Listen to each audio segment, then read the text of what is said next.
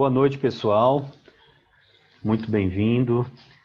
SBM Goiás agradece a participação de todos. Hoje nós teremos uma apresentação extremamente importante. A gente vai falar sobre cirurgia conservadora.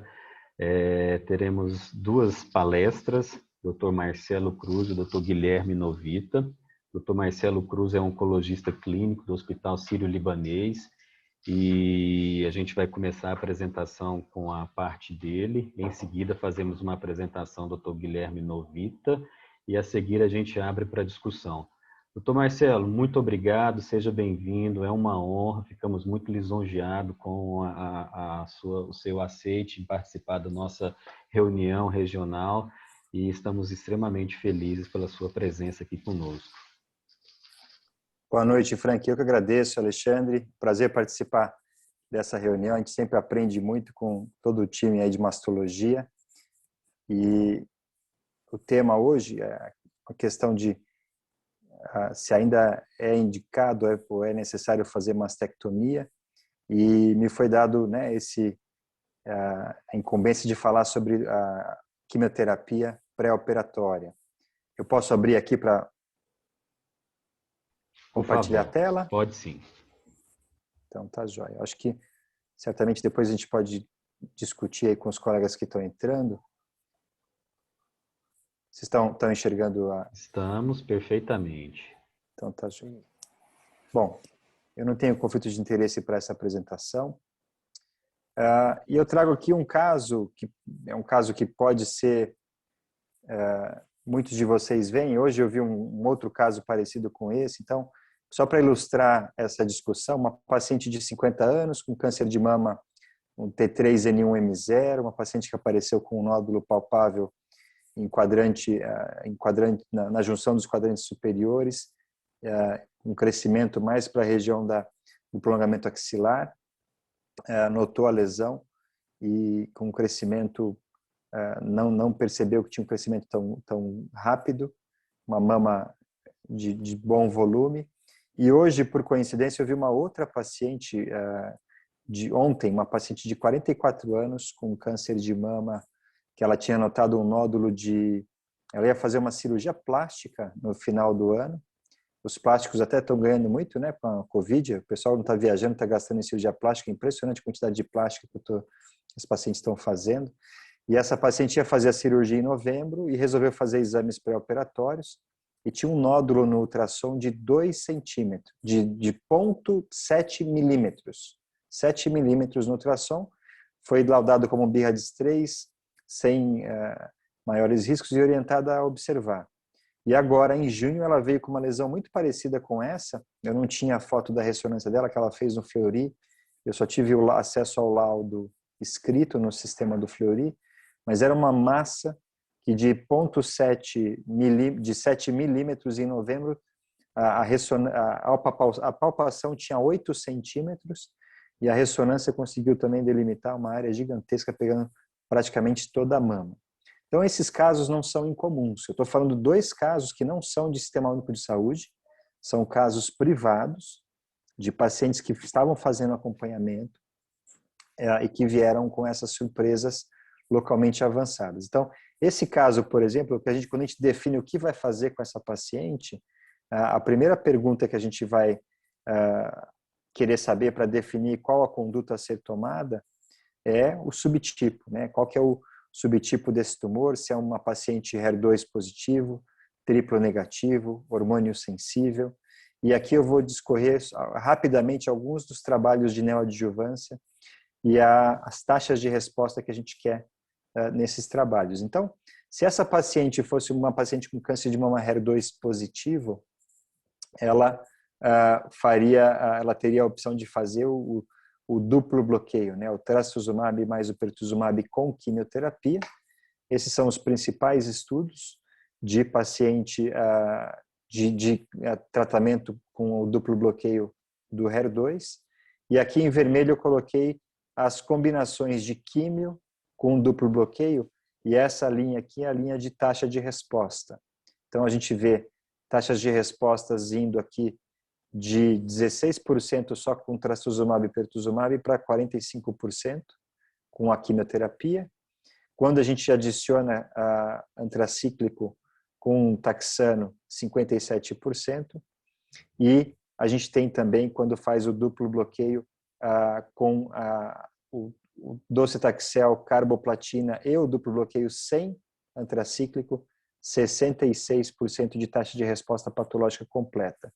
Então, esse é o esquema que eu mais utilizo, o duplo bloqueio sem antracíclico, docetaxel, carboplatina, trastuzumab e pertuzumab, e a gente consegue essas taxas de resposta muito significativas com a quimioterapia no câncer de mama HER2 positivo. Sem dúvida, esse é o protótipo da gente pegar um tumor localmente avançado e conseguir dar a resposta completa e trazer essa questão de fazer ou não a cirurgia conservadora de uma paciente com uma doença tão volumosa. Se a gente for observar o ganho que a gente teve dos anos 2000 só com quimioterapia até agora, né, 2016 para frente, com duplo bloqueio, a gente sai de uma taxa de resposta patológica completa da ordem de 30%, e a gente vai chegando agora com essa combinação 60, 70, 80, 90. Quando a gente fala 90% de resposta patológica completa, é para as pacientes HER2 positivo e receptor hormonal negativo. Então a gente está chegando já nesse número, e esses números de 90% são justamente de agora, do Congresso Americano de Câncer, que foi no começo do mês, virtual. E esse é um estudo que combinou paclitaxel mais duplo bloqueio, trastuzumab e pertuzumab, em pacientes HER2 positivo e hormônio negativo. Então, todas as pacientes eram hormônio negativo. E a gente vê aqui que essa combinação de uma químio única, 12 semanas de químio com paclitaxel semanal, sem fazer antracíclico, sem fazer platina, 90% de resposta patológica completa, que é essa barra azul escura. Então, é um ganho muito significativo de resposta patológica completa numa população selecionada. Esse estudo avaliou uma coisa muito interessante, que é, dentro desse grupo HER2 positivo, hormônio negativo por imunistoquímica, qual a paciente com maior sensibilidade ao tratamento. E vejam que, quando a gente fala que a paciente é HER2 positivo, ou ela tem imunistoquímica com positividade 3 cruzes, a expressão do receptor, do HER2, ou ela é uma paciente 2 cruzes com FISH positivo. E aqui nesse estudo, até pacientes 1 cruz com FISH positivo eram incluídas. Veja que é um número pequeno de pacientes. Mas essas pacientes 2 cruzes com FISH positivo ou 1 cruz com FISH positivo foram as que menos tiveram resposta patológica completa. Então, essa foi uma população com baixa sensibilidade à quimioterapia.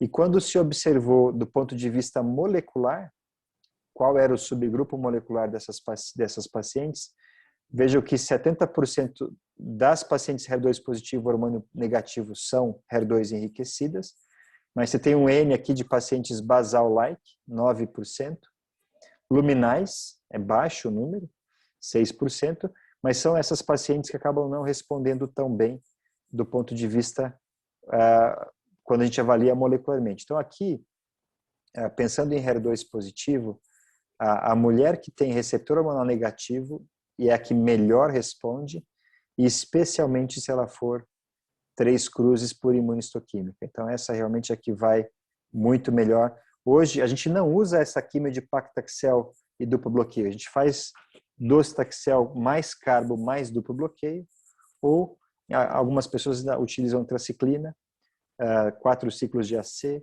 depois faz o taxano com duplo bloqueio. Então, as taxas de resposta são muito significativas. E lembrar também que quanto menor o tumor, maior a chance de ter resposta patológica completa. Tumores pequenos, não bulk, respondem melhor. Se aquela paciente de 50 anos com tumor grande tivesse um câncer de mama triplo negativo, aqui são os estudos que tentaram avaliar taxa de resposta patológica completa em triplo negativo. Então vejam aqui o GEICAM, ele fez antracíclico com carbo versus sem carbo, e vejo que a taxa de resposta patológica completa foi igual em ambos os braços, 30%. O G-Parcisto também teve aqui, eles acrescentaram, é um esquema não usual, mas a ideia era avaliar carbo ou sem carbo, e teve um pouquinho de diferença aqui no benefício de carboplatina. Mas, de uma forma geral, quando a gente vai avaliando os estudos maiores, o benefício de adicionar carboplatina não foi tão grande na população geral de triplo negativos, né? Então, a gente fica aqui com essa questão de usar versus não usar quando você não seleciona as pacientes por algum outro biomarcador que não só o triplo negativo. E o que está vindo, talvez ainda tenha muita discussão de que se realmente isso vai ser uma nova estratégia, não é para toda mulher triplo negativo, mas é a imunoterapia, né? A gente tem o Keynote 522, que é um estudo com carboplatina e pembro, que é a imunoterapia, seguido por antracíclico, ou com adria ou com epirubicina, mais pembrolizumab, versus o mesmo esquema de químio sem pembro. A crítica desse estudo é que foi usado platina como se fosse um padrão de neoadjuvância, e não é. E a segunda crítica é que não foi tirado nada, né? A gente só está acrescentando droga para tentar ganhar benefício, né? A gente manteve toda a químio, carboplatina, paclitaxel, antracíclico, e adicionou a imuno, né? A gente sempre imaginou que quando a gente desenvolvesse melhor a imunoterapia, a ideia era tirar drogas, né? Tirar químio e não ficar adicionando imuno a quimioterapias. Vejam que as taxas de resposta patológica completa foram de 64% versus 51%, mas tem muito questionamento de toxicidade a curto prazo, a longo prazo nessas pacientes. Quando a gente faz imunoterapia para doença metastática, você pode ter hipotiroidismo, você pode ter hepatite, pode ter nefrite, todas as ites, processos inflamatórios de glândulas principalmente, podem acontecer. Imagina fazendo isso numa mulher e deixando isso para o longo prazo dessas pacientes. Então, tem muito questionamento ainda de imunoterapia pré-operatória e está sendo mais estudado em triplo negativo, mas a gente tem aqui vários estudos de fase 3 que estão vindo aí, alguns para completarem o recrutamento.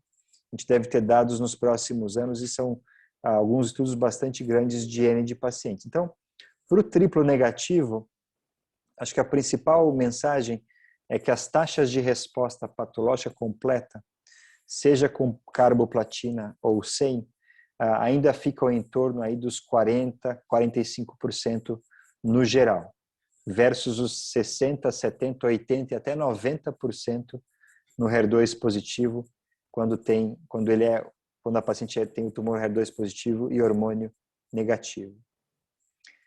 E aí vem o mais comum, né? O receptor hormonal positivo. E essa paciente, especificamente as duas que eu coloquei, o caso que eu coloquei e a paciente de 44 anos, são carcinoma lobular de mama. As duas vieram com tumor lobular de mama. Essa paciente de ontem veio com tumor lobular clássico, um Ki67 de 8, estrógeno e progesterona forte positivos. Eu conversei com a patologista e falei, olha, a história clínica dela não é de um lobular clássico, é um tumor que cresceu de novembro para agora, de 0,7 na imagem, de 7 milímetros para 7 centímetros. E a gente tem que desmistificar um pouco o lobular, porque fica na memória que o lobular não responde à quimioterapia. Não é que ele não responde, ele responde menos à quimioterapia.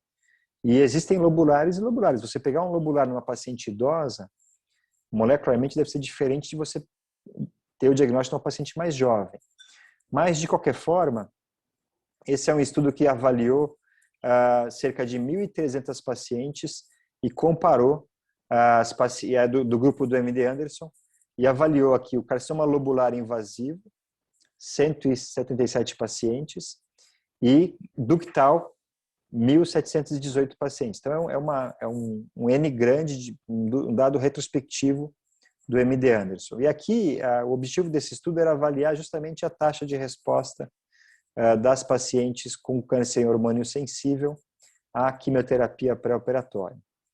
Então, aqui a gente vê que Das pacientes com carcinoma lobular, cirurgia conservadora 19% versus 79 mastectomias, que é diferente, né? O ductal teve mais chances aqui de cirurgias conservadoras, e as taxas de resposta patológica completa bem menores, né? 3% para o lobular versus 14% para o ductal. Mas quando a gente pensa em resposta patológica completa como um substituto, né? Um preditor de ganho em sobrevida livre de recidiva e sobrevida global, isso é bastante válido para o tumor HER2 positivo e triplo negativo.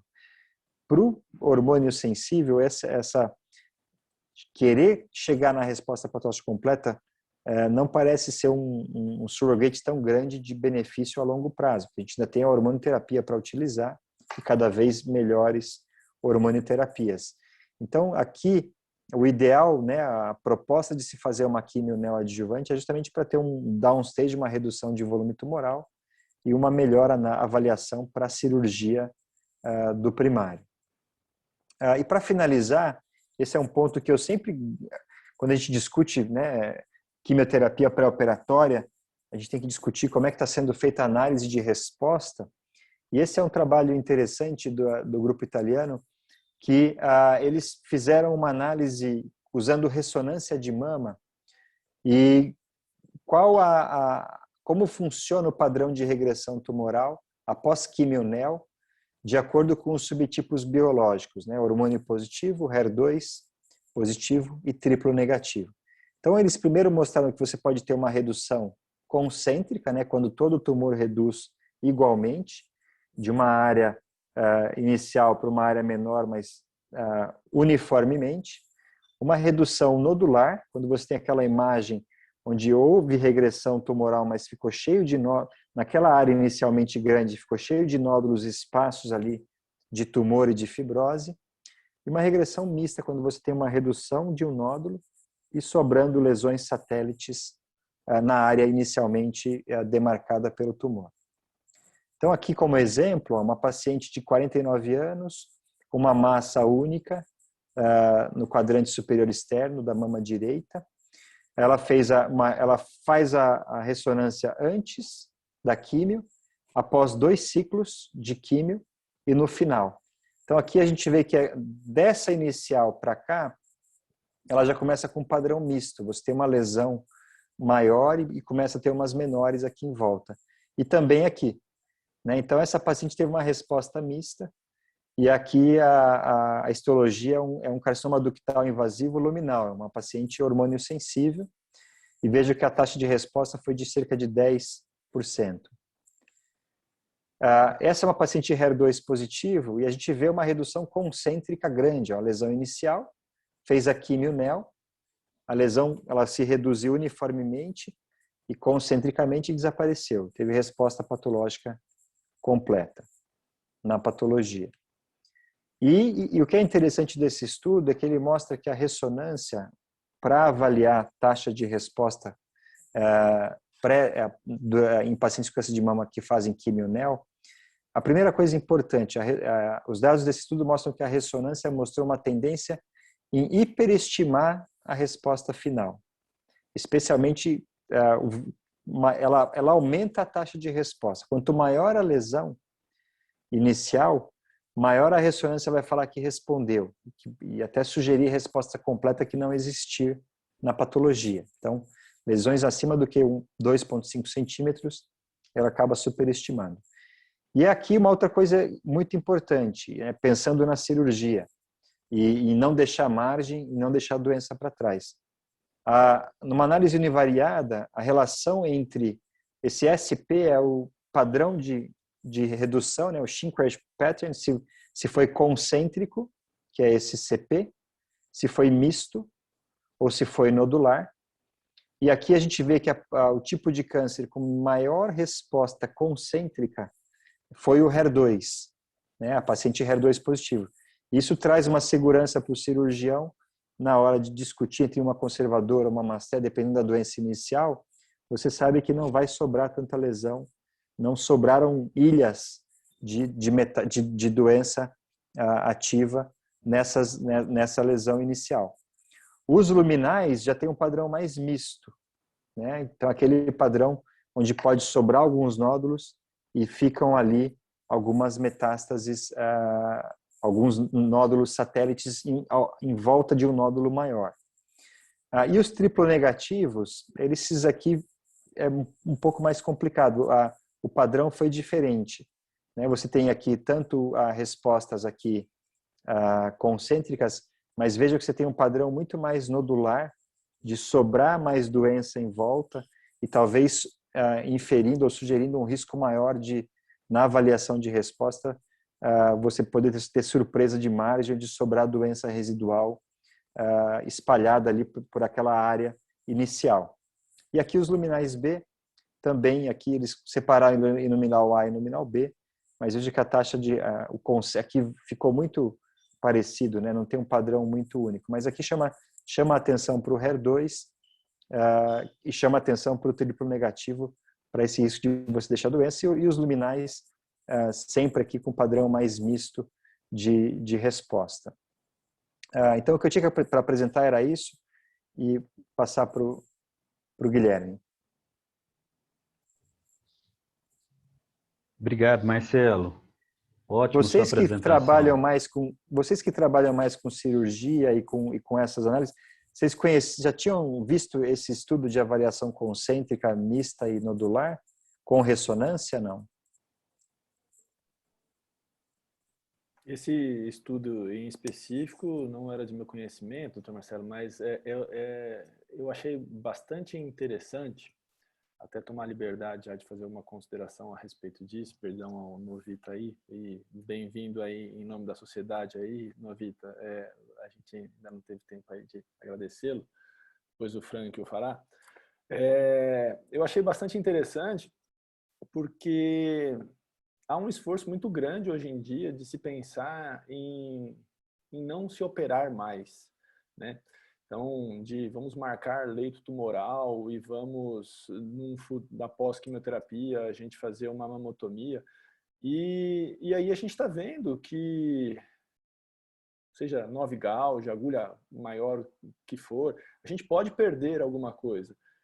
E fico ansioso também por esses resultados para nos mostrar como isso vai estar evoluindo ao longo dos anos, mas eu também fico um pouco receoso de como que a gente pode estar deixando de dar a oportunidade do tratamento correto para uma paciente HER2, uma paciente triplo negativa, que a gente não fez o diagnóstico correto de uma doença residual.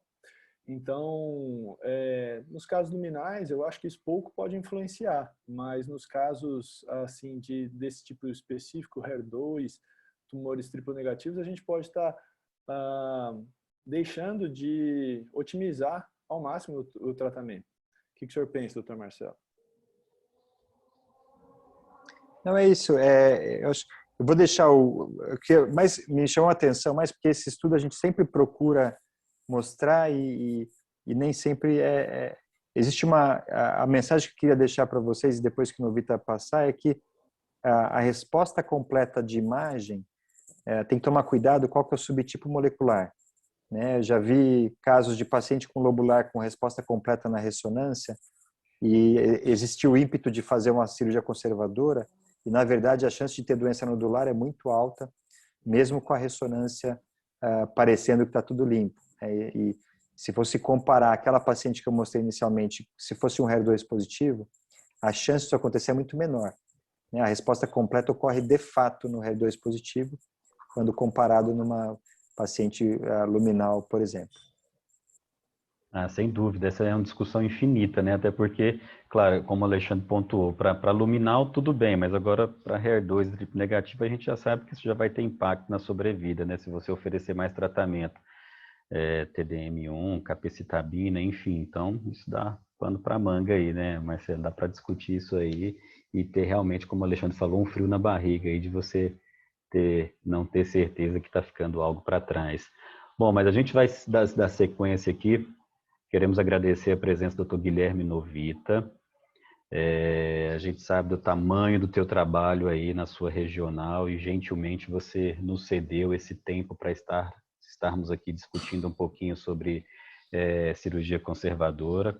Todos já conhecem. O problema é o meu trabalho na vida, que eu não consigo parar de trabalhar. Fora esse trabalho da vida, a Regional São Paulo, com todas as demandas que ela lhe impõe. Mas é um prazer tê-lo aqui, Novita, que é o presidente da Sociedade Brasileira de Mastologia Regional São Paulo, médico mastologista do Grupo Américas e do Hospital Albert Einstein. Novita, a palavra é sua, é um grande prazer tê-lo aqui em nossa regional. O prazer e a honra são todas minhas. Eu estou com saudade de ir para Goiás e espero que essa pandemia passe logo para a gente poder ir. Mas, por outro lado, algumas coisas são cômodas, né? Eu acabei de dispensar uma paciente faz 10 minutos, liguei o computador. Assim, é uma coisa... A gente vai ficando cada vez mais acostumado a isso, né? Meio louco. Eu vou começar a compartilhar. Vocês estão vendo a minha tela? Estamos perfeitamente. Então, tá bom. O que eu vou falar é o que o Frank me pediu, é para falar quando... Deixa eu só apagar esse monte de coisa que fica aparecendo aqui, isso aqui me dá nervoso. Quando a mastectomia é necessária, tá? Esses são os meus conflitos de interesse, acho que nenhum deles influencia nessa aula.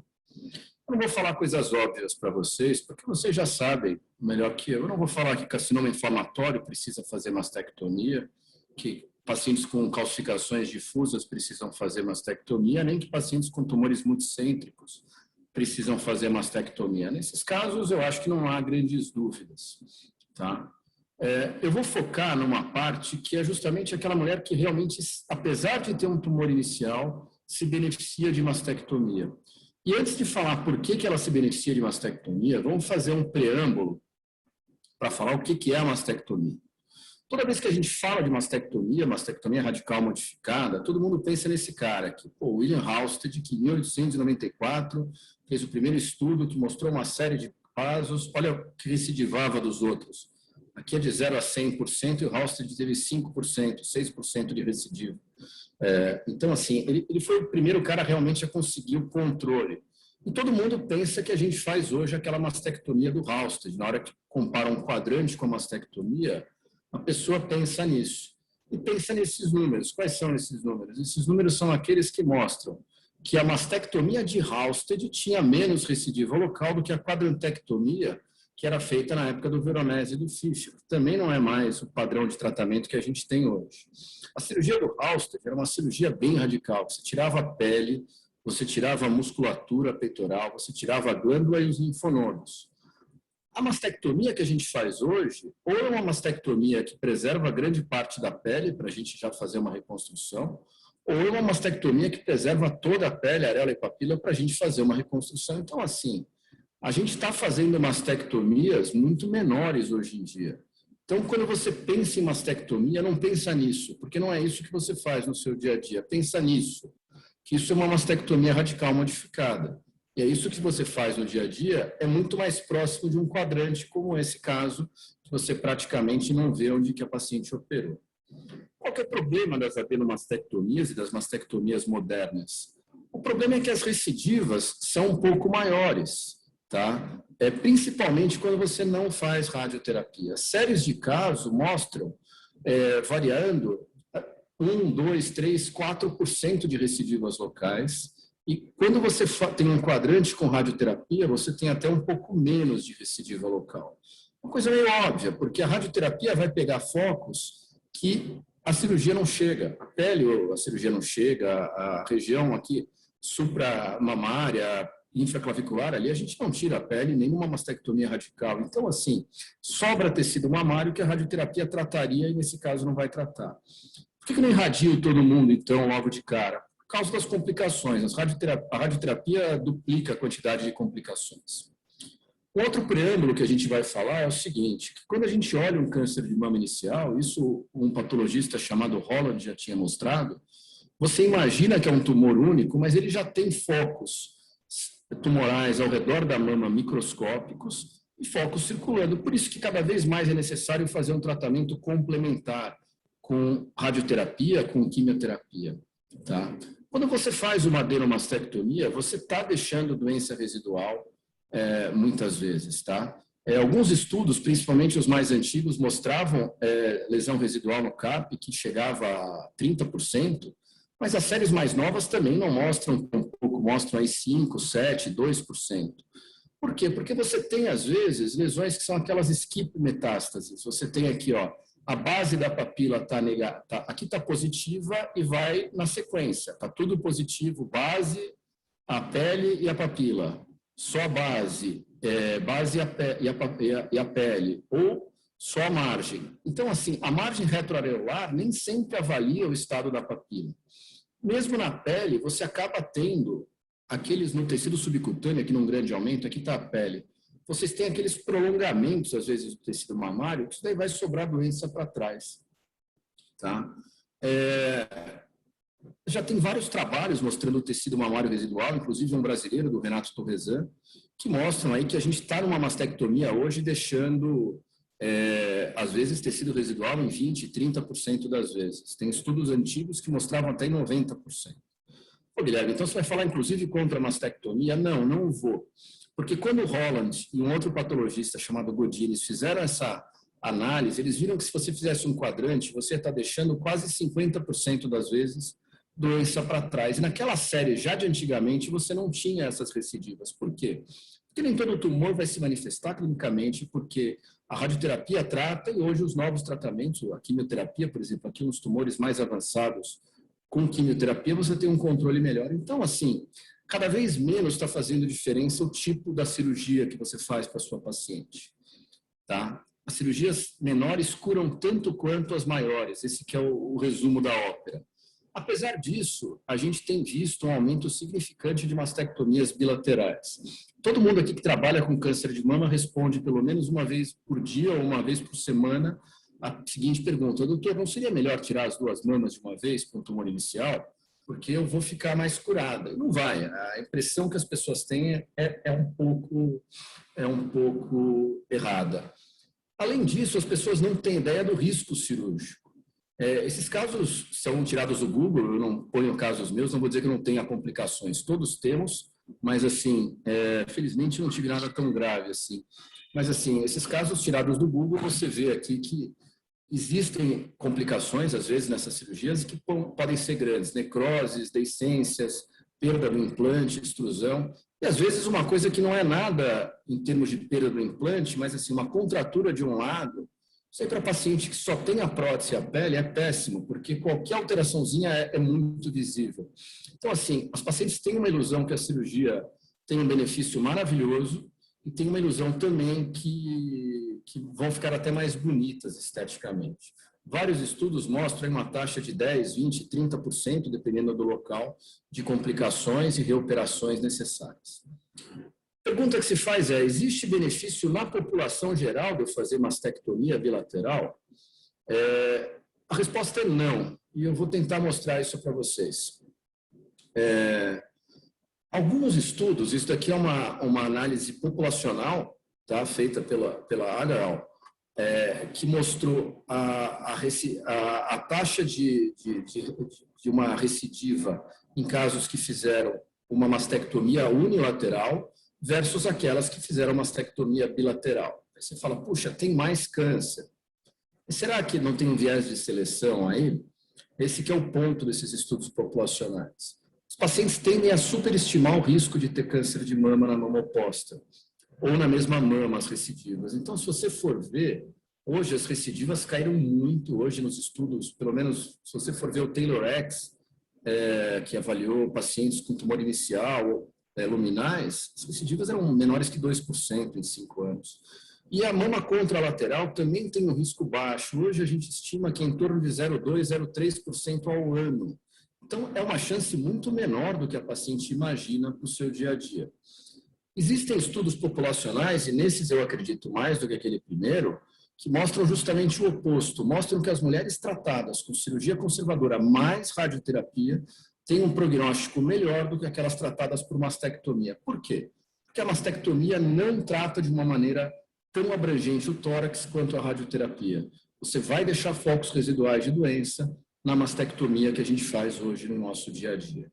Tá? Estudos norte-americanos também, em base de dados da Califórnia, também mostrando a mesma coisa, que quando você faz cirurgia maior, sem radioterapia, você acaba tendo uma taxa de recidiva maior, aqui 35% maior do que você fazer apenas um quadrante. Então não tem uma lógica você fazer mastectomia na população geral, só por um tumor inicial. E a mastec contralateral? Se você for ver a meta-análise, isso daqui é uma meta-análise baseada nos casos da Cochrane. A Cochrane não teve coragem de fazer meta-análise, mas essa autora fez. O dado interessante é que, assim, quando você olha, existe um impacto na sobrevida global a favor da paciente que faz mastectomia bilateral. Você fala, pô, tá aí a resposta, eu vou fazer mastectomia bilateral para todo mundo. Só que, assim, essas pacientes que fizeram mastectomia bilateral tiveram melhor prognóstico em tudo. Elas morreram menos de infarto, de doenças cardiovasculares, de AVC, de infecção, de tudo. Por quê? Porque, óbvio, é um viés de seleção aqui. Esses estudos não eram randomizados. Provavelmente, as pacientes com melhor poder aquisitivo, que têm maior acesso ao sistema de saúde, tiveram acesso também a dar mais palpite nas suas cirurgias e fizeram as cirurgias maiores. Tá? É uma ilação, mas, assim, é a melhor explicação para isso. O melhor dado dessa meta-análise é o que mostra que você tem uma diminuição significante de risco de câncer de mama na mama oposta. Essa redução varia em torno de 80% a 90%, tá? Isso é um dado bem interessante. Mas olha que interessante, a diferença de risco de câncer na mama oposta. Quando você tem um risco tão baixo na mama oposta, 2% em 10 anos, você fazer ou não fazer mastectomia, a chance é a mesma quase. Isso daí é tão insignificante que é estatisticamente igual. É a mesma coisa você falar, puxa, eu estou numa guerra e eu vou usar um colete à prova de balas. Pô, numa guerra faz uma bela diferença a chance de você sair vivo ou não. Agora, se você usa no dia a dia, imagina o Marcelo lá no Sírio usar colete à prova de balas. Vamos falar que ele é um louco e para que ele está usando, ele vai ter a mesma chance de tomar um tiro de bala perdida do que outra pessoa que está lá no Sírio e não usa isso. Mas, nesse grupo de pacientes, existe sim um benefício de fazer cirurgia mais radical, que são as mulheres mutadas. Tá? Existem alguns estudos que mostraram que as mulheres com mutação de alta penetrância, que basicamente os estudos estão falando de BRCA1 e BRCA2, e de vez em quando aparece algum estudo com P53, mas não é a regra.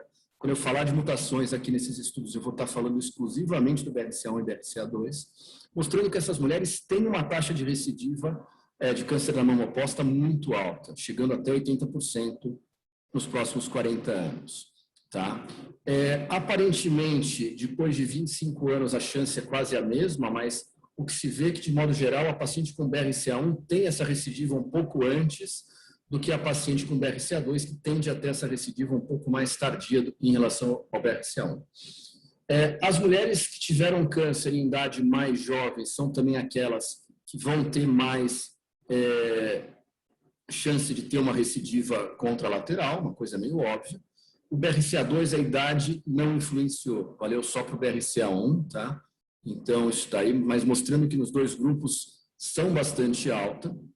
E uma análise mostrando aqui, mutação em BRCA, cirurgia conservadora ou mastectomia contralateral, pegou vários estudos, e aqui eu vou pegar a meta-análise, porque não dá para ver aquilo tudo. Então, eles olham o seguinte, em 5 anos, a recidiva loco-regional é igual? Sim, é igual. Você tem um intervalo que cruza que não é significante. Mas a partir de 10 anos, você já passa a ter um valor significante que também se mantém com 15 anos. Então, assim, as recidivas de pacientes com mutação de BRCA e BRCA2 são mais tardias. Os problemas vão acontecer após 10 anos. A sobrevida livre de doença, a sobrevida específica por câncer de mama e a sobrevida global são exatamente as mesmas. Então, não é porque você vai fazer uma cirurgia maior que você vai fazer essa paciente tua viver mais. O que você vai fazer é que essa paciente, se viver mais, ela tenha menos chance de ter um novo câncer, e isso vale a pena ser discutido com ela. Tá? Novamente, dados de pacientes com mutação em BRCA, mostrando cirurgia conservadora versus quadrantectomia, mostrando que nos primeiros 5 anos esse número é praticamente o mesmo, mas que a partir de 5 anos as curvas passam a se abrir E as pacientes que fizeram cirurgia conservadora têm muito mais risco de câncer de mama do que as que fizeram mastectomia. Tá? Então, o que eu entendo disso? Se eu tiver uma paciente com prognóstico péssimo, tumor super agressivo, tudo isso, muito provavelmente eu não vou pensar nesses 10, 15 anos.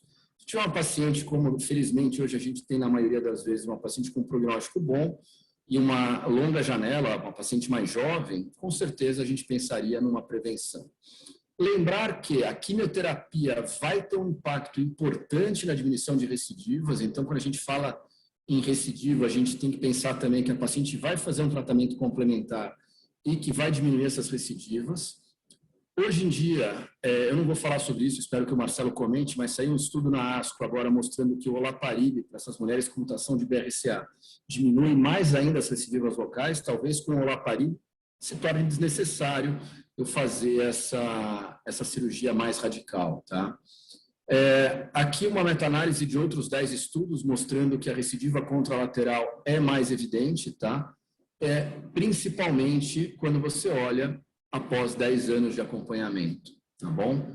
Então, assim, estudos com segmento menor que 7 anos, isso não foi significante. Aqui é um resumo daqueles gráficos.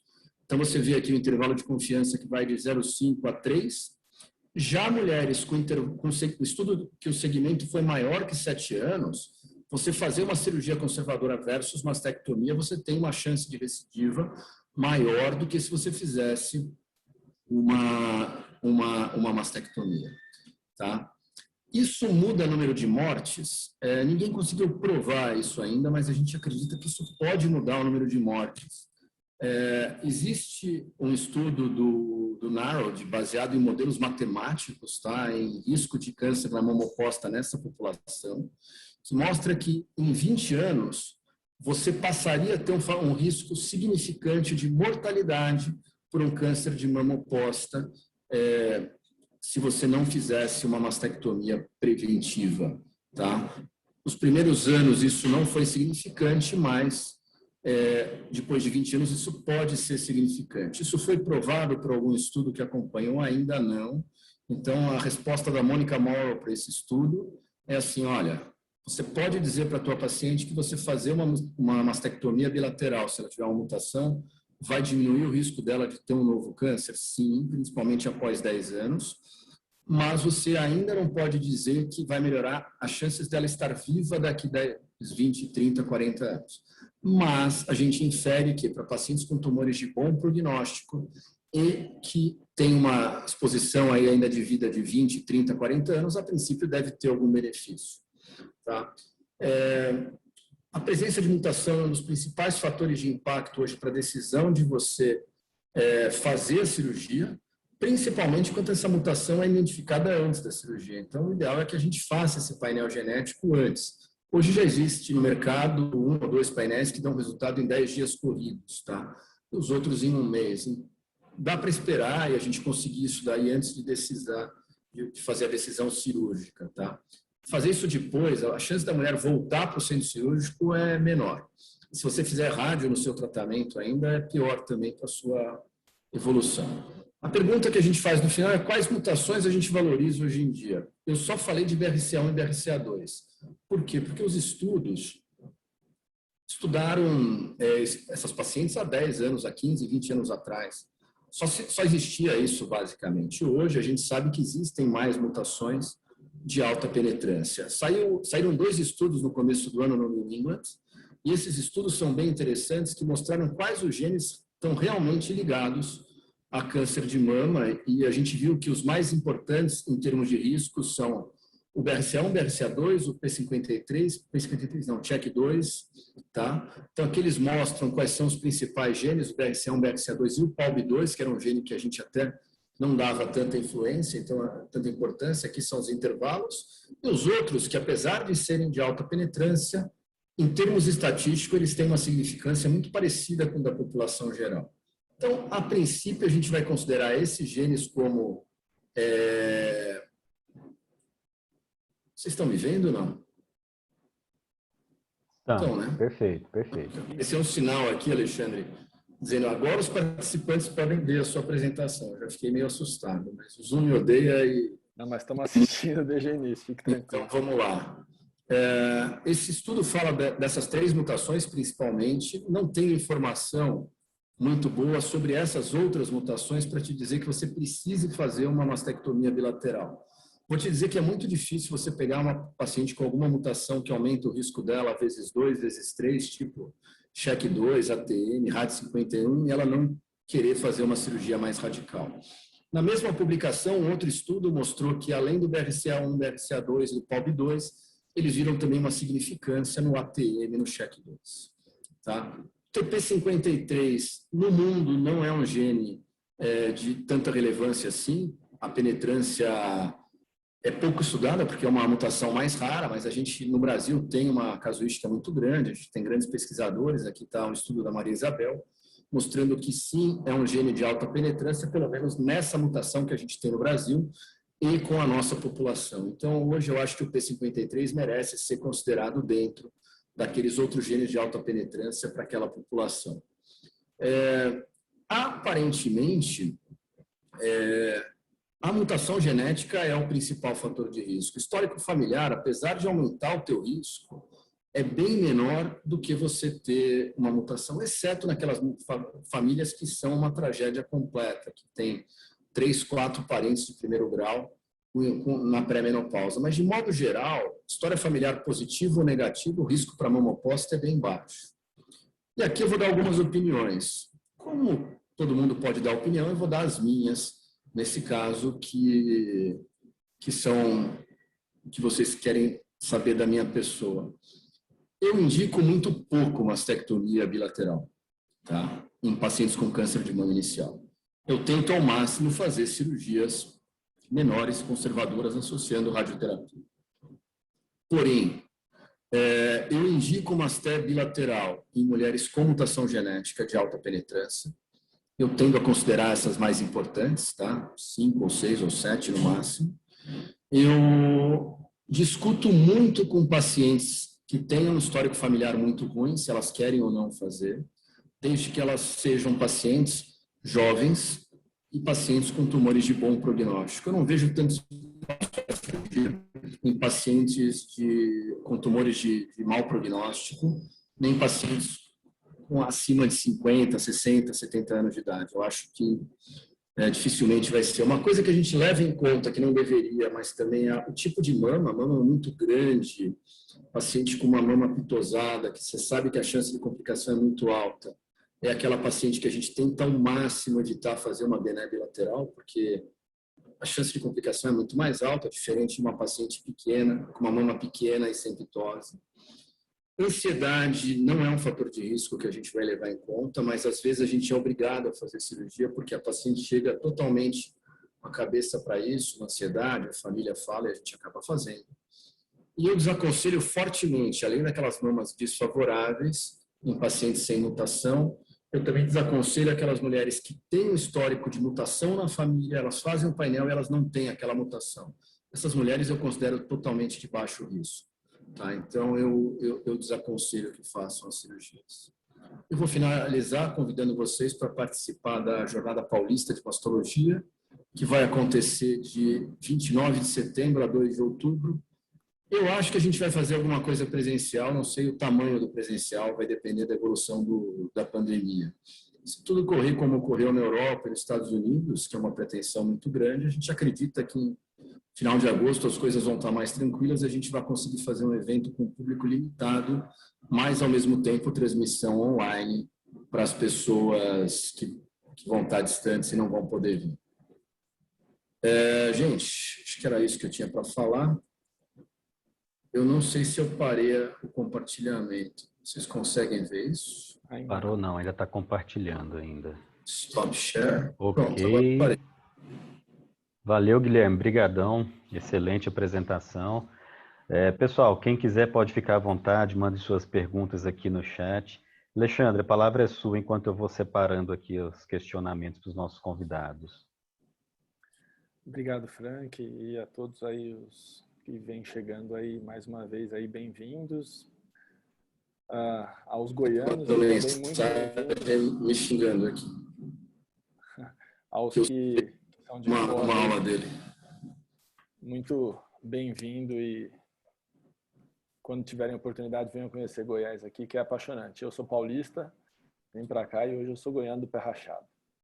Vou esperar pegar o cara lá, daí eu vou. Pois é, tá difícil. Eu acho que ele já deve se bobear, tá em São Paulo, viu, Novita? Fique esperto.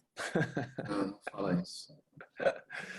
Bom, brilhante. As duas aulas foram realmente assim muito bacanas e a gente fala assim, nossa, abordou tudo por completo, tiramos todas as nossas dúvidas. Só que aí vão surgindo, assim, a gente vai refletindo a respeito de algumas coisas e começa a falar, nossa, e se, né?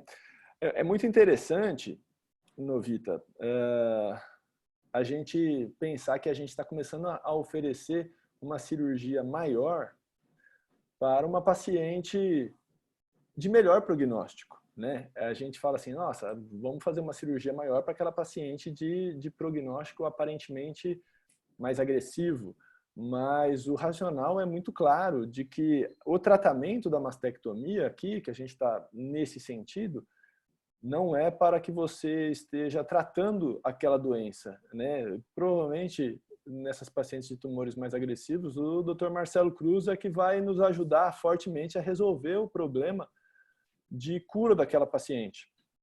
Seria mais no preventivo. E eu acho que cabe muito nesse sentido a gente sempre escutar a vontade do paciente. Eu acho que muitas vezes hoje em dia mastectomia é colocada como quase um crime, né? Não podemos fazer mastectomia porque a gente não está tratando melhor o paciente. Mas tenho certeza que todos aqui já têm experiências de que pacientes que foram tratadas no passado por eles ou não, dependendo do tempo de carreira, mas que trataram uma vez uma cirurgia conservadora, uma paciente de bom prognóstico, uma lesão pequena, foi tratada, foi curada daquele câncer, 10 anos depois aconteceu um outro câncer na outra mama, foi tratada e foi curada, e de repente ela volta com um terceiro câncer, 20 anos depois, passando por todo aquele transtorno de novo que ela já enfrentou 10, 20 anos atrás. E queira ou não queira, quimioterapia é traumático, cirurgia é cansativo, a recuperação, eu acho que isso fica uma cicatriz para a paciente mais na alma do que na mama, né? Então eu acho que a paciente tem a liberdade de opinar, né? E eu acho que a gente deve ouvir. O que a gente tem que fazer é o que você nos colocou aqui, de expor realmente que fazer mastectomia, você não está salvando mais a vida dela. Às vezes ela vai ser mais feliz do ponto de vista estético, às vezes ela vai ser mais sentir menos dores, talvez, principalmente aí se ela necessitar de uma masté com radioterapia, uma cirurgia conservadora provavelmente vai ela ter muito menos complicações, mas às vezes eu acho que ela tem o direito de opinar. E então eu concordo assim nas suas opiniões, eu acho que vão bem de encontro às minhas na hora de indicar. Mas eu queria te fazer uma pergunta em relação a mutações genéticas, então, que praticamente vão ser a principal indicação para a gente estar indicando aí mastectomia, principalmente pensando na profilática. Normalmente, 90% das mutações com variantes de significado indeterminado vão evoluir para não patogênicas. Mas se a gente pensar que 10% de 80% de risco numa paciente mutada para BRCA1, por exemplo, a gente acaba tendo um número meio que considerável. Você pensaria diferente numa VUS, numa paciente com uma mutação para BRCA1? Quão confortável você fica de falar assim, não, esse risco aqui realmente continua sendo muito baixo, então não te sugiro fazer uma mastectomia profilática ou tratar essa mama, essa doença com mastectomia, apesar de ser possível uma cirurgia conservadora. Obrigado, Alexandre, pelas perguntas. Eu tenho que fazer um adendo aqui, que eu achei que o Pirozzi estava me xingando. O Paulo Pirozzi é um médico aqui de São Paulo. Toda vez que eu dou aula, ele me manda um WhatsApp reclamando que eu falei alguma coisa errada, mas essa vez ele elogiou. Então, eu estou até achando estranho. Alexandre, assim, VUS não dá para a gente se basear em VUS, tá? É assim, VUS é VUS. O que a gente tem que ver, isso daí eu já comi bola algumas vezes e agora eu aprendi a conversar sempre com o geneticista, ou pelo menos acessar banco de dados, é o seguinte: tem VUS que já é considerada patogênica ou provavelmente patogênica num banco de dados, daí você vai no outro banco de dados daquele laboratório e está como uma mutação ainda normal, uma VUS, perdão. Então, assim, só checar se a atualização do banco de dados é a última, se esse banco de dados está atualizado, porque às vezes depende do lugar que você faz. Eu sei que eu tenho uma paciente com uma mutação do RAD51, que num lugar é VUS, e no outro laboratório eles já dão como patogênica. Então assim, é isso. Mas, de modo geral, eu não levo a sério a VUS. De modo geral, eu ignoro completamente essas mutações que não são aquelas de alta penetrância. Eu vou discutir essa cirurgia bilateral, BRCA1, BRCA2, PALB2, CHEK2, TP53, e eu até incluía aí o que tem, esses outros genes, mas depois desses estudos, eu fiquei meio na dúvida se vale a pena continuar mantendo. Eu prefiro compartilhar essas decisões caso a caso. Muito raro a gente indicar por essas mutações menores, VUS, então de jeito nenhum. Perfeito. Indo nesse mesmo sentido, você tem uma preferência por alguns genes de alta penetrância, talvez moderada penetrância, e olhe lá. Mas qual que é o racional, então, da gente pedir cada vez painéis mais longos? Nenhum. 89. Nenhum. A gente teve uma conversa com alguns oncogeneticistas no começo do ano, depois desses estudos, e a conclusão que eles chegaram, elas e ele, que era o Guindaline, a Maria Isabel, a Chates e a Patrícia Prola, tinha mais alguém que eu vou esquecer o nome, eu peço encarecidamente desculpas, mas assim, a conclusão era, a gente não precisa disso tudo, é mais para estudo, para banco de dados e outras coisas, e assim, isso realmente atrapalha um pouco a vida da paciente. O problema é que o teste vem, então assim, é um teste que é de difícil interpretação, a gente lendo já não consegue entender tudo, imagina a coitada do paciente, se embanando às vezes com BIRADS 2 ou BIRADS 0. Então assim, não acho que vale a pena ter, mas você tem na prática hoje os melhores painéis, aqueles que têm a melhor sensibilidade, a maior verticalidade, eles são aqueles que fazem painéis multigênicos. Você não consegue jogar lá a gotinha de sangue e a máquina rodar e identificar só o que você quer. Ela vai identificar tudo e a pessoa que tem vai ver tudo. O que não dá para cair no golpe é o painel do laboratório X avalia 10 genes, do Y15 e do Z30, então do Z é melhor. Não tem nada a ver. O que vai mudar a tua conduta são 6 ou 7 genes hoje em dia. Alexandre, enquanto você toma uma água, deixa eu só passar a palavra aqui para a plateia, mas antes eu vou pedir licença e vou só fazer uma provocação aqui, Marcelo, eu queria só te ouvir. Seguinte, a gente tem uma paciente luminal A, axila negativa, é um tumor pequeno, porém ela tem uma mama extremamente pequena, a gente está diante de uma paciente com uma relação mama-tumor desfavorável. E aí, ao te encaminhar, eu te falo que do jeito que está, a gente vai para mastectomia. E aí eu peço sua ajuda e falo, olha, se você conseguir aí 50%, talvez a gente já consiga converter para uma cirurgia conservadora.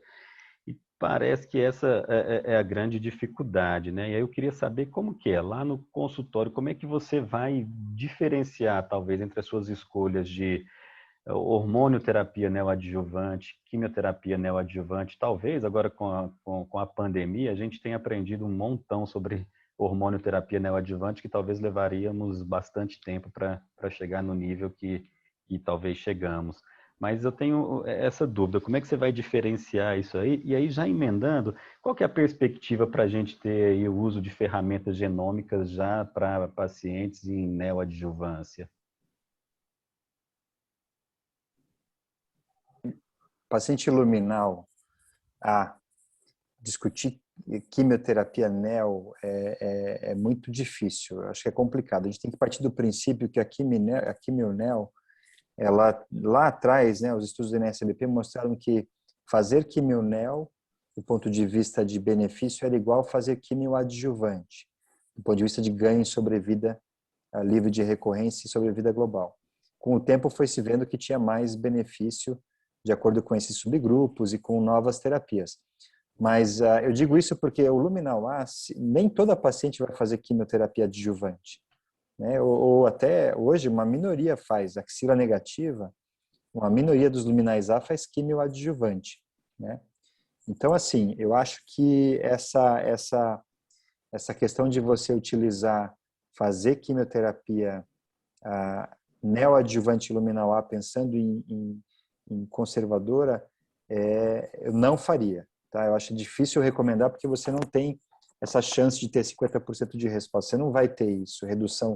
A redução pode ser, como eu mostrei, o objetivo de trazer esse estudo de ressonância é justamente esse, né? Você pode ter uma redução nodular. Você não vai ter uma redução de volume, você vai ter uma redução de porcentagem de células tumorais, mas o volume pode continuar o mesmo e você ter o risco de não ter o downstage para operar uma área menor de doença. Então, para o luminal, eu acho complicado, pensando em luminal A, complicado em pensar em quimioterapia neo nesse sentido. A hormonoterapia também. Eu ainda acredito que a hormonoterapia está muito em estudos de análise de resposta de KM67, de benefício em longo prazo, mas é muito questionável esse benefício que a gente pode ter de resposta patológica ou downstage muito importante com a hormonoterapia, sob a chance de a gente estar até errando, né? Porque você pode ter um pool de células, se você tem um tumor grande e heterogêneo, uma heterogeneidade celular, você pode fazer uma biópsia, acha um luminal hormônio positivo forte, faz a hormonoterapia e sobra doença mais agressiva lá na frente, né? E vai para a cirurgia e não tem estudo de você fazer químio, né? A não ser se você tem a questão da axila. Então, eu acho ainda muito... Eu não costumo utilizar a hormonoterapia neoadjuvante nesse sentido. Na minha opinião, a hormonoterapia neoadjuvante ainda está restrita em pacientes que não, do ponto de vista de idade, de que não tem condições de operar, ou que você quer segurar um pouco para fazer alguma cirurgia. Eu até vou mais além, eu acho que a pandemia, ela é do ponto de vista de logística, pode justificar fazer hormonoterapia. Mas do ponto de vista de medo da químio, por risco de infecção, não. Tá? Eu entendo que teve muito problema nos hospitais de não ter leito, não conseguir operar porque não tem UTI pós-operatória, não tem leito cirúrgico, mas não por medo de quimioterapia. Tá? Esse conceito de que aqui a paciente que vai fazer quimio tem risco de ter complicação de COVID em câncer de mama adjuvante, não foi bem isso que a gente viu e não é o que aconteceu. O risco maior é para doença metastática, para pacientes de mais idade. Então, esse conceito da hormonoterapia acabou sendo muito mais por logística dos locais onde não deu para fazer cirurgia. Mas em geral, eu não favoreço fazer essa quimio em luminal A para tentar reduzir e tornar a cirurgia mais conservadora. Principalmente na mensagem final, nem toda paciente, ou a minoria hoje, vai fazer quimio pós-operatório. Então, você acaba expondo ela a uma quimio neoadjuvante que você nem faria na adjuvância. E a outra pergunta que você falou do uso de biologia de ferramentas moleculares, isso para mim, assim, essa é uma questão mais de custo e de logística, né? Demora para vir o resultado de mama print, de oncotype, do que qualquer outra coisa, porque os estudos têm mostrado que essa análise, se fosse uma análise rápida de uma semana ter o resultado de biologia molecular, se é um luminal A de fato, se esse luminal B não é um triplo negativo, não é um HER2 enriquecido, isso certamente traria benefício no ganho aí do tratamento adjuvante. Ótimo, obrigado. Olha só, pessoal, o Ricardo faz uma pergunta aqui para você, mais ou menos. Eu vou até direcionar para você, Guilherme, porque nós cirurgiões convivemos com isso todos os dias. Se na hora de considerar a cirurgia pós-QT, a gente tem que levar em consideração o tamanho do tumor inicial ou tumor pós-QT.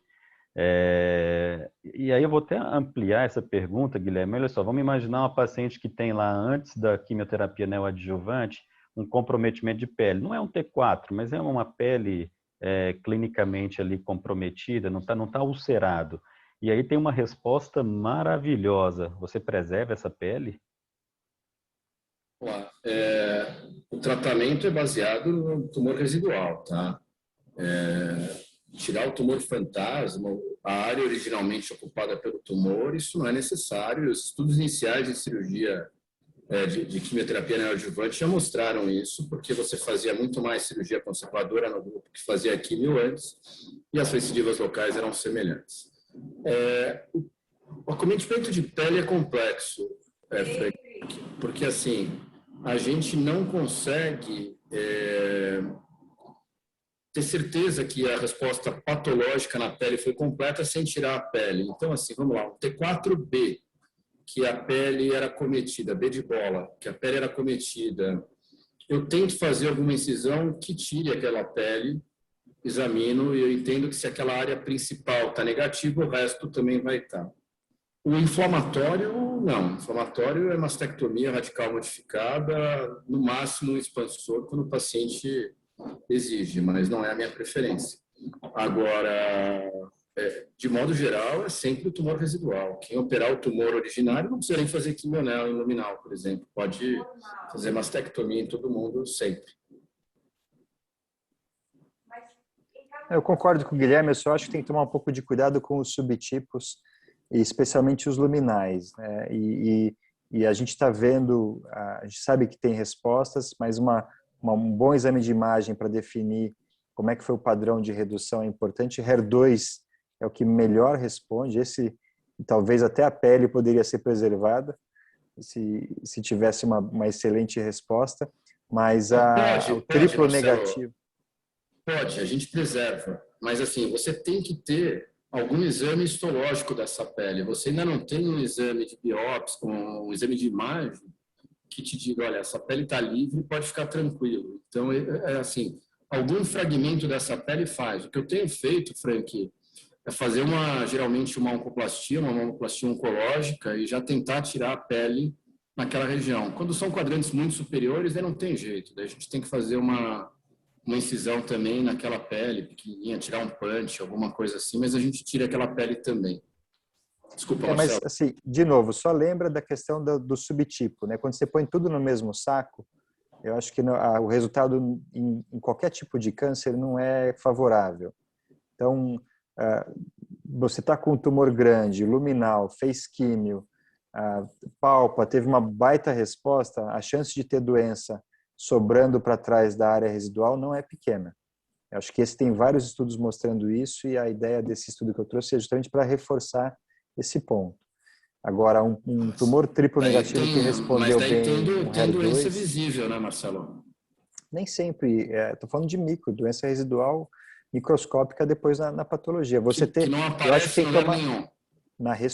Sim, você tem que tomar muito cuidado com a ressonância. Essa que é a análise. A especificidade da ressonância, ela é 70%. A sensibilidade ela é de 90%. A especificidade ela é menor. Então ela pode superestimar uma resposta. Essa que é a mensagem. E do ponto de vista de subtipo molecular, ela superestima, especialmente nesses tumores luminais. Esse que é o ponto. Então, espera aí. Só para ver se eu entendi. Se eu tenho uma paciente com tumor luminal, que media 6 centímetros, eu fiz uma quimio neoadjuvante e sobrou uma lesão residual de meio centímetro. Eu faço mamografia, ultrassom, ressonância, está tudo mostrando só meio centímetro. Eu tenho que tirar a lesão residual de meio centímetro ou toda aquela área original de 6 centímetros? Você tira a lesão residual, mas você tem que ter certeza desses resultados de exame. É o que eu estou dizendo. Você tem exames que mostram isso e que o resultado final não é de resposta. Eu só acho que você tem que tomar um pouco de cuidado com os subtipos. Teve uma discussão numa JPM com a Filomena, e a Filomena mostrou justamente isso. Sobram ilhas de tumor? Sobram. A questão toda é assim, Essas pacientes têm um prognóstico pior em termos de recidiva, de sobrevida? Não.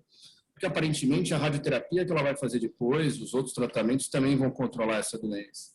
Então, assim, Vita, eu não sei se nós temos residual, estudos que mostram isso. não, nós temos, porque assim, nós temos que pacientes que tinham tumores luminais, fizeram quimionel e fizeram cirurgia conservadora, fizeram downstage cirúrgico, tiveram um prognóstico semelhante às outras. Então, assim, tem que tomar cuidado justamente para não indicar mastectomia, porque é um luminal.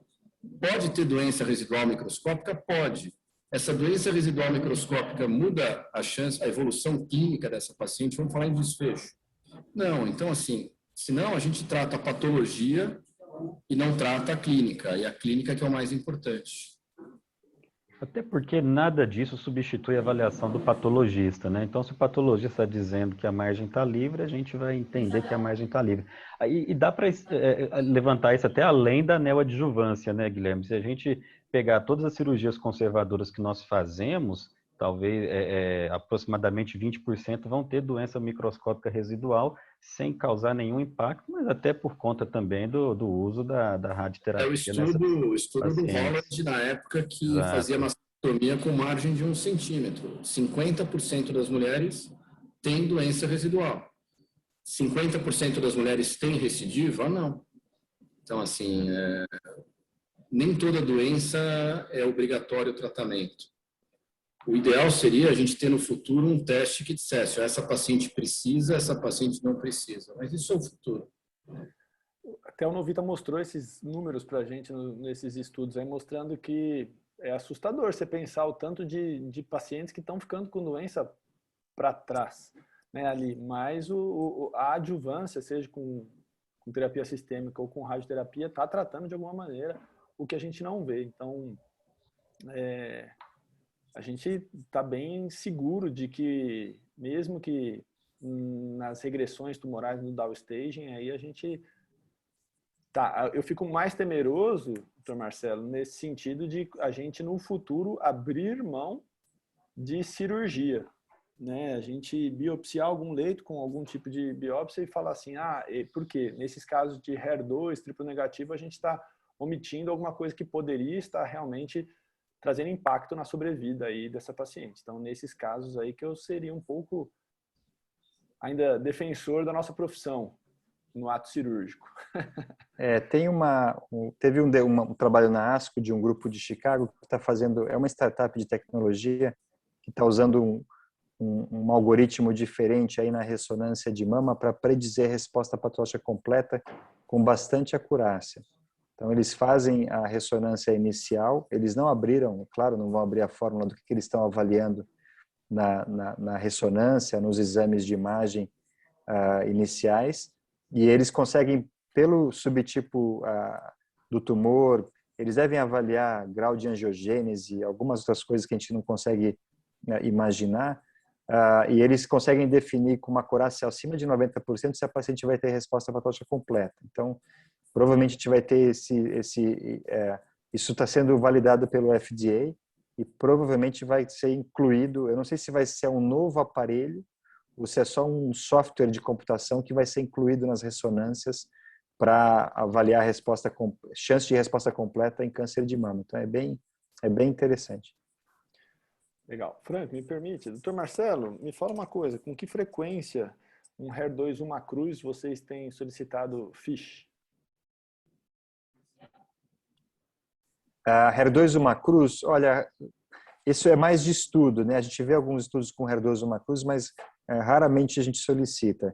Casos onde o tumor tem alguma característica de paciente que tem um tumor de crescimento rápido ou alguma coisa que ficou duvidosa, aí a gente solicita o FISH. Mas geralmente o FISH é para paciente com HER2 duas cruzes duvidoso. Talvez, né, com essa história dessa nova classificação de HER2 low, a gente possa começar a expandir esse critério de classificação do HER2. Também na ASCO teve a apresentação que mostrou que cerca de 50% das pacientes triplo negativo, na verdade, são HER2 low, né? Elas são HER2 uma cruz e são triplo negativo. E nas hormônios sensíveis, 30%. É um número grande de pacientes que são HER2 low e que talvez comece a identificar outras terapias para esse grupo de pacientes. Mas, em geral, a gente não costuma pedir FISH para HER2 uma cruz. Perfeito. Frank, tem mais perguntas aí no... Tem, o Dr. Pirozzi faz o comentário que nessas mamas desfavoráveis aí que o Guilherme citou, dá para fazer isso em 2 tempos? Dá sim, dá para fazer o pedículo e na sequência você fazer a cirurgia radical. Depende do Leonardo, planejamento pois não. dessas cirurgias, né, Frank? Depende um pouco do planejamento. Ah, Você é sem uma dúvida. paciente que já fez neoadjuvância e na sequência vai para a radioterapia, fazer em 2 tempos não é a melhor alternativa. Jamais, não dá. É uma paciente que vai fazer a cirurgia upfront, seguido pela quimioterapia adjuvante. A gente tem os casos que fez sim uma mamoplastia oncológica e depois, no segundo momento, depois que acabou a quimio, a gente fez a adené, numa mama menor, e a paciente fez rádio no total uns 2 meses depois da quimio determinado. Realmente é uma boa alternativa nessas mamas grandes. Quando dá tempo, sempre a gente faz. Sim, sem dúvida. Corrigir pele, na minha opinião, jamais para essas pacientes aí. O Leonardo, ele pergunta se na mama contralateral pós-adenectomia profilática vocês usam expansor ou prótese direto. E parabeniza Até vocês respondi pela... por escrito. Ah, ok. Eu vou pedir permissão, Leonardo, e vou te responder também. A minha preferência é sempre prótese imediata, o expansor é em caso de exceção. Alexandre, você que faz reconstrução também, quiser opinar. Minha opinião, também sempre que possível, prótese direto, eu acho que para o paciente é um grande benefício de que você expô-la a menor intervenções possível. Mas respeito quem coloca expansor e eu acho que... Pimentel, que é um baita cara que faz reconstrução, um cara super estudioso, ele sempre coloca em 2 tempos, sempre que possível. Ele prefere expansor e prótese. Eu já vi outras pessoas boas defendendo isso. O Anxing, que é um mastro que é plástico e mastologista, que tem um título, o An também prefere em 2 tempos. É uma coisa meio pessoal isso. Não tem certo e não tem errado. Isso aí é da experiência de cada um, é o que cada um tá. Todos têm vantagem e desvantagem. A vantagem de você fizer em 2 tempos é que você consegue ter talvez ali uma melhor simetria, você tem uma segunda chance para fazer um retoque final, um refinamento, enfim, não tem certo e errado, nada que você não. não possa também orientar paciente que numa reconstrução com prótese direta você não possa fazer Às uma vezes, abordagem. quando você tem um retalho ruim, um retalho muito fino, se você colocar uma prótese direto, a sua chance de isquemia é muito maior. Então você coloca um expansor, deixa ele mais vazio, deixa o CAP autonomizar e daí depois expande um pouquinho mais e depois troca por prótese. Geralmente é uma boa alternativa. O Peter Cordeiro é um defensor justamente dessa técnica por isso. Ele falou, no Memorial, a mama vem com a pele transparente. Então, se eu não fizer em 2 tempos, eu vou ter uma taxa de necrose maior do que os 40% que eu já relatei há uns anos atrás. Doutor Marcelo, tem pois pergunta não. aí da plateia? Não, pode fazer a sua. Vou só ler um comentário aqui do Dr. Lincoln Mori. Ele parabeniza todos e fala ao Marcelo, alertar que os casos precisam ser individualizados. O lobular ele pode ter uma resposta patológica completa, ter um cuidado na avaliação radiológica, mesmo com ressonância, sabendo que cada vez mais temos melhores respostas patológicas. E para o Guilherme, alertar os casos compatíveis para cirurgia conservadora, baixo risco familiar e os genes de alto risco que deveriam ser alertados, que a cirurgia conservadora tem vantagem sobre as mastectomias, mesmo quando a radioterapia nesse último grupo. Sim, isso foi discutido. Se quiserem fazer algum comentário em cima desse comentário, fiquem à vontade. Tem alguém com o microfone ligado aqui? Vamos ver se a gente consegue desabilitar todos aqui. Bom, aproveitar então, doutor Marcelo, como o senhor conduziria um caso de uma paciente de uma lesão menor que 2 centímetros, doença HER2 positiva, com uma axila clinicamente positiva e faço uma biópsia dessa axila e ela vem negativo. O senhor me recomenda operá-la upfront, tentando descalonar o tratamento quimioterápico dessa paciente, ou a clínica aí é soberana? Acho que a clínica é soberana, né? A chance de você ter um falso positivo não é pequena numa PAF, numa biópsia falso de negativo, no caso. Falso negativo. Então, eu acho que eu tenderia a fazer quimioterapia com duplo bloqueio e neoadjuvante, sem dúvida. Tá? Eu não perguntei a idade, mas acredito que seria a melhor opção para essa paciente fazer e pensar no risco de ser um falso negativo. Perfeito. Obrigado. Mensagem para o consultório. Eu acho que só para lembrar uma coisa importante quando a gente fala de quimio-neo, e a gente infelizmente já tem vendo muito isso, pacientes que chegam operadas com linfonodo positivo ou tumores maiores do que 2 centímetros, HER2 positivo e triplo negativo. A gente precisa lembrar que na quimio-neo não é só reduzir para cirurgia, não é fazer resposta patológica completa, mas é lembrar que essas pacientes elas têm a opção de fazer um tratamento pós-operatório se tiver doença residual e que aumenta ganho de vida, tempo de vida. Nas triplo negativos tem a capecitabina, nos HER2 positivo tem o TDM1, tem o trastuzumab, o Kadcyla. Então a gente tem que ter esse conceito também de que saber o quanto que ela vai responder para definir o tratamento pós-operatório traz ganho de sobrevida nessas pacientes. Então, é fundamental a gente ter esse conceito de, sempre que possível, discutir, tendo indicação, fazer o tratamento neoadjuvante para ter esse algo a mais para fazer depois. Ótimo. No caso da questão aqui da pele, o Regis até respondeu também que ele faz a congelação da pele. Se estiver livre, ele faz a técnica criada por ele, a compensação geométrica. Obrigado, Regis. Guilherme, olha só, a gente quando ouve sua aula e vê já essa literatura atual mostrando favorável a cirurgia conservadora mais radioterapia em relação à mastectomia, você não acha que muda um pouco a nossa abordagem no consultório? Antes ou até agora, a gente pode oferecer 2 modalidades de tratamento para paciente.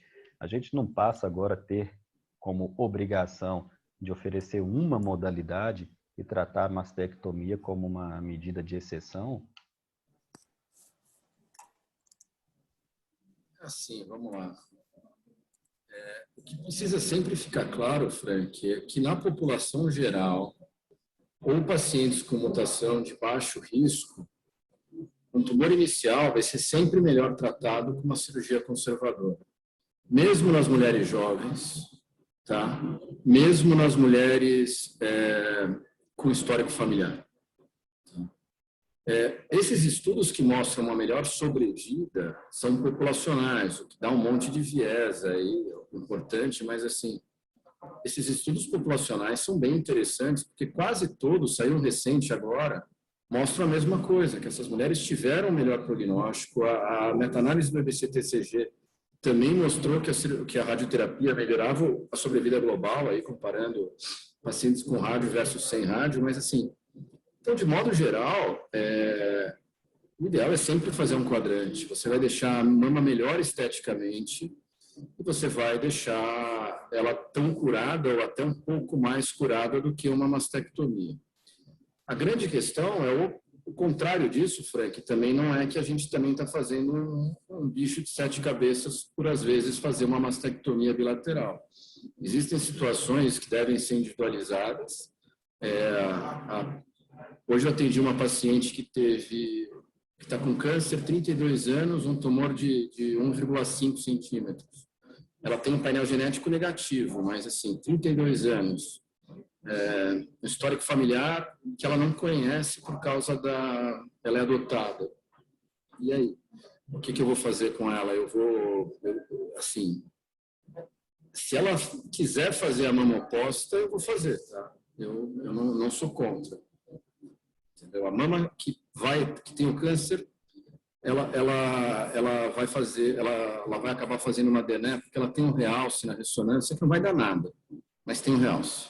Então, a gente vai acabar tendo que fazer uma DNA. E a mamoposta, eu não posso sugerir, eu jogo as opções para ela, explico os riscos e ela decide. Mas eu sou muito favorável, nesse caso específico, a pensar em fazer uma DNA contralateral. Tá joia. Marcelo, só para terminar da minha parte aqui, a gente não ultrapassar nosso horário, e você teve acesso a esse estudo do uso do olaparib na diminuição das recidivas locais? Sim, né? A gente tem, na verdade, tem duas coisas interessantes, né? O Olímpia, que foi o olaparib adjuvante em pacientes BRCA mutadas, tanto triplo negativo quanto hormônio positivo. Tinha as duas populações no estudo. E o estudo do Monarchie, que é o abemaciclib adjuvante em pacientes de alto risco hormônio sensíveis. Né? Então, as pacientes, o Olímpia mostrou esse ganho na sobrevida livre de recorrência, não tem análise de sobrevida global, e são pacientes de alto risco, não é qualquer paciente com mutação de BRCA que foi submetida à cirurgia, elas têm que ter alguns critérios de risco elevado para recorrência para entrarem no estudo. A questão que fica é a questão da sobrevida, né? Não tem análise de sobrevida, e a questão de a seleção de pacientes, como é que a gente se esse estudo justifica você começar a testar toda a paciente para a mutação de BRCA, pensando na inclusão do olaparib adjuvante. Então, acho que tem alguns pontos ainda para serem discutidos do resultado desse estudo. O outro ponto importante, a gente não pode esquecer que a capecitabina adjuvante na paciente triplo negativo com doença residual teve benefício em sobrevida global. Então, será que vai usar os dados do olaparib ou vai continuar usando capecitabina adjuvante? E lembrando que teve um estudo de fase 3 negativo para a platina adjuvante em triplo negativo, pós-quimioterapia, com doença residual pós-quimio-nel. Então, foi um estudo que comparou platina adjuvante versus capecitabina, após quimio-nel e doença residual pós-quimio-nel em triplo negativo. Esse estudo foi negativo para platina. Então, reforçou ainda mais a importância da capecitabina adjuvante e tirou até mais ponto agora da platina. Eu confesso que eu fiquei até cada vez menos usando a platina neoadjuvante em triplo negativo, porque realmente a gente não está vendo muito, esse estudo de adjuvância foi bem significativo negativamente. Então, com relação aos BRCA, ainda tem muita coisa para ser discutida. É difícil dizer se esse estudo vai ser aprovado rapidamente, baseado nesses dados, mas mesmo sendo aprovado, tem essa questão da capecitabina, como é que vai ficar com os triplo negativos, e do lado de cá, do hormônio sensível, as pacientes BRCA mutadas, hormônios sensíveis do estudo, elas não tinha a obrigação de fazer tratamento adjuvante com hormonioterapia. O investigador podia fazer hormonioterapia junto com o olaparib, que é comprimido, ou fazer só o olaparib. Então a gente precisa ver esses dados de como é que ficou esse grupo que fez hormonioterapia com o olaparib ou que só fez o olaparib e como é que foi a evolução. Então, eu acredito que a gente vai ter que ter mais dados esse ano ainda desse estudo, amadurecer um pouco essas informações para saber se isso realmente vai entrar na prática clínica. Tá joia. Alexandre, suas considerações. Antes, quero te agradecer, obrigado pela ajuda que você tem nos dado na regional. Alexandre é o vice-presidente da nossa regional.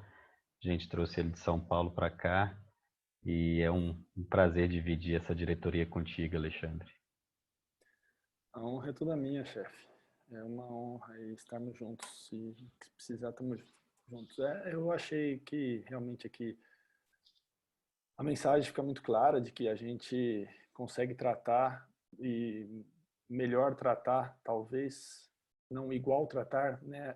Se a gente fizer um menos, mas um exemplo aí claro aí do Novita aí de consultório recente a gente tem que ouvir um desejo da paciente e não nunca criminalizar aí uma cirurgia maior, porque eu acho que isso pode melhorar anseios espirituais, talvez, aí com o futuro da paciente, né? Uma paciente bastante jovem. Então, acho que, assim, o tratamento, como sempre, é individualizado, discutido, e mostrar os prós e contras sempre, e num ótimo relacionamento médico-paciente, aí tomar a melhor decisão.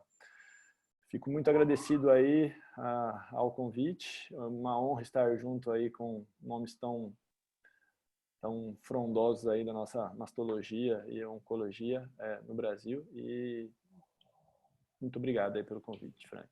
Obrigado, Novito, Marcelo. Valeu. Guilherme, quando é que começam as reuniões, vocês fazem as reuniões presenciais aí na regional? Tá próximo? Nosso plano de carreira é o seguinte, a JPM, a gente está com tudo certo para o presencial e a gente não sabe, a gente vai decidir isso em agosto. Vai ser um evento híbrido, no mínimo ou só online. A gente tem que ver questão de pandemia e também o compliance de alguns patrocinadores. Reuniões científicas estão funcionando muito bem online, muito bem mesmo, assim. Está tendo um público muito bom, então, assim, dificilmente a gente vai mudar. Tá? A gente deve manter, pelo menos por enquanto, as reuniões científicas, mas ninguém aguenta mais tanta reunião online e nada presencial. Então, a gente tem falta de ver as pessoas, ver os amigos. Um dia eu vi o Marcelo ao vivo numa reunião da sociedade aqui, até dele eu estava com saudade. Então, assim, as coisas são o contato humano é importante. Então, tomara que a gente consiga em breve, pelo menos na JPM, ter algum público. Valeu, Guilherme. Obrigado pela sua gentileza mais uma vez. Foi espetacular te ter aqui com a gente. Dr. Marcelo Cruz, muito obrigado. Nos sentimos muito honrados aqui com a sua presença. Obrigadão. Excelente tema e obrigado pelas perguntas e pelas considerações. Valeu, pessoal. Boa noite. Até nosso próximo encontro. Um abraço.